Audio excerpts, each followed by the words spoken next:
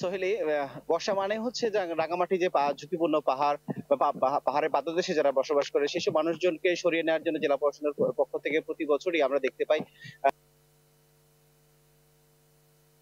এলাকায় তারা পরিদর্শনে গিয়েছেন, মাইকিং করেছেন এবং যারা ঝুঁকিপূর্ণ এলাকায় বসবাস করছেন সেই সকল মানুষদেরকে যাতে ভারী বর্ষণ হলে তারা যাতে সরে আসে সেই সকল উদ্যোগের কথা তারা উদ্যোগ নিয়েছেন বলে আমরা দেখেছি। কিন্তু আজকে সারাদিনে আমরা যদি একটু খেয়াল করি, আমরা আমরা বিষ্ণুপুরতলী, রূপনগর এবং যুবউন্নয়ন এলাকা কিছু এলাকা, বেশ কিছু এলাকা আমরা ঘুরে দেখেছি ঝুঁকিপূর্ণ এলাকায়।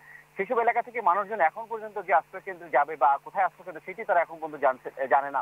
এবং জেলা প্রশাসনের পক্ষ থেকে বা প্রশাসনের পক্ষ থেকে কাউকে আমরা সেসব আশ্রয় কেন্দ্রে বা নিয়ে যাওয়ার জন্য বা ঝুঁকিপূর্ণ এলাকাগুলো থেকে সরিয়ে আনার জন্য কোনো ধরনের উদ্যোগ আমরা এখন পর্যন্ত দেখিনি। আবহাওয়া যে অফিস রয়েছে রাঙ্গামাটি পর্যবেক্ষণ কেন্দ্র, সেই পর্যবেক্ষণ কেন্দ্রের তথ্য অনুযায়ী গতকাল সকাল থেকে আজকে সকাল পর্যন্ত 94 মিলিমিটার বৃষ্টিপাত রেকর্ড করা হয়েছে। কিন্তু সারাদিনই কিন্তু গুড়ি গুড়ি মাঝারি এবং ভারী মানের বৃষ্টিপাত কিন্তু হচ্ছে।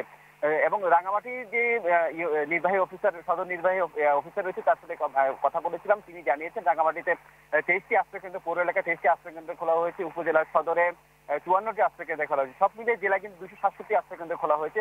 রাঙ্গামাটি পৌর এলাকায় 1367টি পরিবারের ঝুঁকিপূর্ণ এলাকায় অবস্থান করছে বলে তিনি আমাদের জানিয়েছেন। এবং সেই ঝুঁকিপূর্ণ এলাকায় যারা বসবাস করছেন সেই সকল মানুষদেরকে নিরাপদ স্থানে সরিয়ে যাওয়ার জন্য বিভিন্ন উদ্যোগের কথা তিনি জানিয়েছেন। এবং যারা এখনো যারা ঝুঁকিপূর্ণ এলাকায় বসবাস করে তারা এখনো পর্যন্ত কিন্তু সেসব স্থানগুলোতে সরে আসছে না।